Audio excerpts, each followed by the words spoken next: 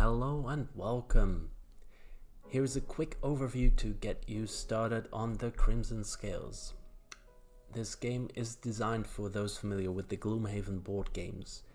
If you've never played Gloomhaven before, I do suggest you look up either Gloomhaven Digital or Gloomhaven Jaws of the Lion and prepare yourself to become addicted. Once you've downloaded the zip file from the itch.io page, you can unpack it and double-click the executable file. Now, Windows might warn you that this is an unverified or dangerous application, but I assure you this is a legit app. Do not be afraid, try to run it anyway. After you've done this, you will be greeted by the following main menu. You can see the Crimson Scales logo here, a nice little background image, how fun. Welcome to the Crimson Scales. You can select the options to change any audio settings you might find annoying currently, and you can start a new campaign by clicking the button right here. Let's create a new party. Now, for a party name, I think Party Time will do nicely, so let's enter that as the name and click Confirm. This will bring us to the first town phase. You'll get a little welcome pop-up message telling you welcome to the Crimson Scales, and it says that you should create some new characters to get started on the campaign. So let's do exactly that. Now we have the choice between three classes that we want to create. We can choose the Mirefoot, the Bombard, or the Hierophant. For this example, let's create a Mirefoot named Myro. Very unique and interesting, I know. And also a Bombard called Bombo. I'm very unique and interesting with my names, I am aware, thank you very much. So we've created these two characters, and wait, let me put the volume down a little bit of the music. There we go. And both of these characters, they start with 30 gold. So let's buy them some equipment to help us with the scenarios. For the Mirefoot, it's probably good to have a poison dagger and a minor power potion. Once you've bought these items, don't forget to actually equip them.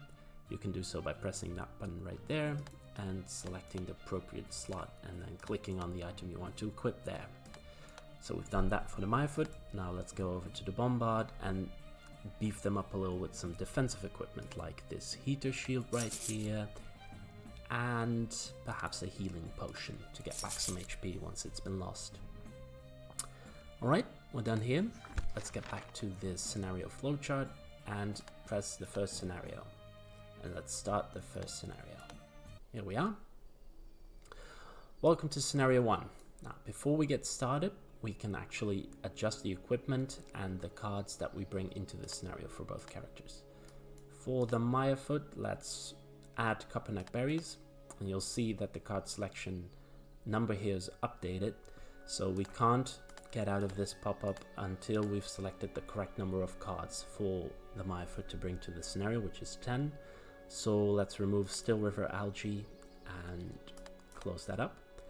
And for the Bombard, might be useful to get Pillars of Smoke in there because it has great initiative value, and we can remove Exploding Cannonball probably. It has a big AoE, but since it's only two characters in the scenario, it's probably not very useful, and the bottom is nice, but we've got other movement cards available to us. Alright, that's all nice and dandy, and before we actually press the start scenario button, we can rearrange the starting positions of our characters. So we can, for example, move closer or further away to bait them a little bit. Let's do something like this. That seems nice. And we press start scenario. Now this might be familiar to those who have played Gloomhaven Digital before. This interface choice, we've got cards here on the left. We've got the scenario rules right here. If there's more rules to a scenario, please read them before actually starting. It might help you know what you want to do to actually win. So we now need to select the cards that we play for our first turn. Now we can probably with the Mirefoot go pretty slow to wait for the enemies to come to us so we can attack them, and we can do this with, for example, Serpent's Kiss and Neurotoxin. So let's do those. And then for the Bombard, we'll do something similar. We'll stand still and send a projectile somewhere. Projectiles are Bombard's speciality, where they charge an attack in the first turn, and then at the start of the next turn it actually fires, and these attacks are pretty powerful, so they're very worthy to bring along.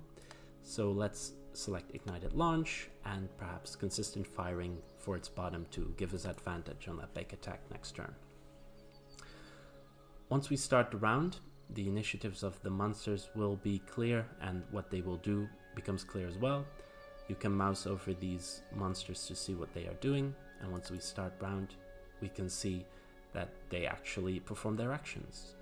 So in this case, we were a bit unfortunate in the fact that we weren't able to see them move, so they didn't move any closer, but they also weren't able to attack us, so maybe that's fortuitous for us. In this case, the Water Spirit stood still and did a range attack, but they had nobody in range, and the Vermling Scout had the same thing going on. So now it's our turn.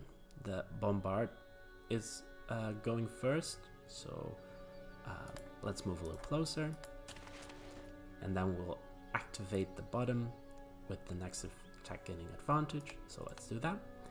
And we can select a place for the projectile to go, so let's select this Vermling Scout here and aim our attack there. As for the Mirefoot, we can probably move a little closer using this action right here. It's a basic. You can also always select a basic action to perform rather than the actual top or bottom of a card, but in this case we'll perform the actual top of Neurotoxin to poison this target here. You can also see that there's an item here that we can use, so just to show this off, let's select the Minor Power Potion, and this attack will now hit for 2 rather than 1. There we go. The conditions are also applied.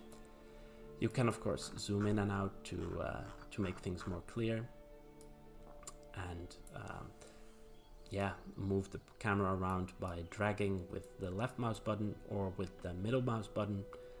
And you can also, for instance, in this info view on the right, the info panel, you can see there's a lot of information there which doesn't all fit. You can actually pin this by right clicking, and you'll see this little pin appear, and now you can scroll through this information and see what's going on, everything that happens on this hex, everything that's positioned here. You can close this view by or change it by right clicking another thing, another hex with things going on there, or you can press the pin itself to remove it, or right click on an empty hex to clear it, so it updates again automatically. So we were in the middle of a Neurotoxin attack, and we attacked this Water Spirit.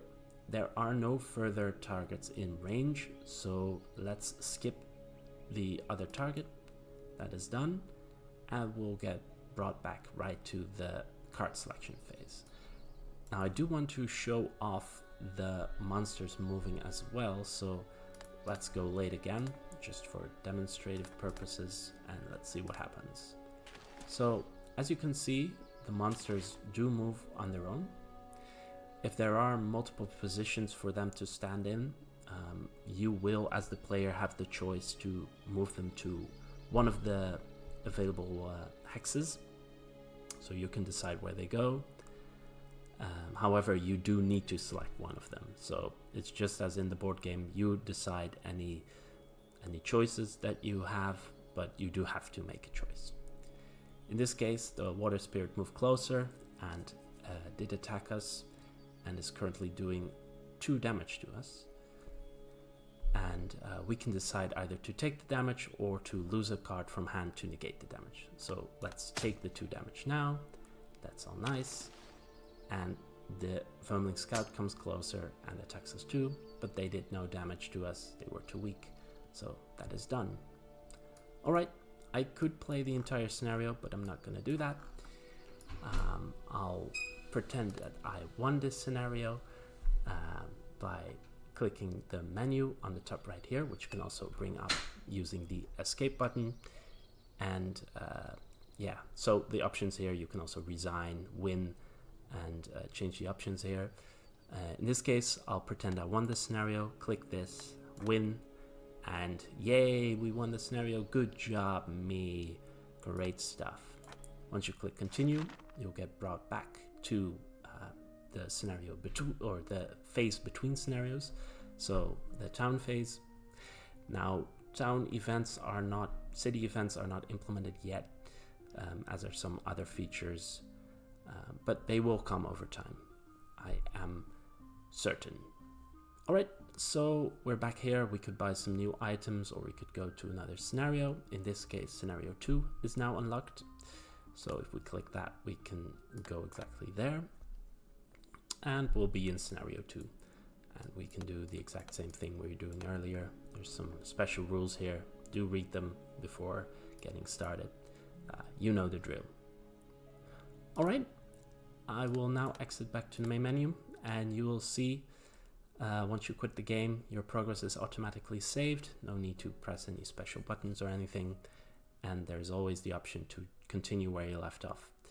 You can also start a new campaign at any time. It will give you a warning before doing that, because there's only one campaign per save file as of yet. And I think that will be all for this little introduction video. I do hope you try out the game and let me know what you think, either in the comments of this video or on itch.io or on Reddit. I am open to any and all feedback. Have a great day, and see you again next time. Bye bye.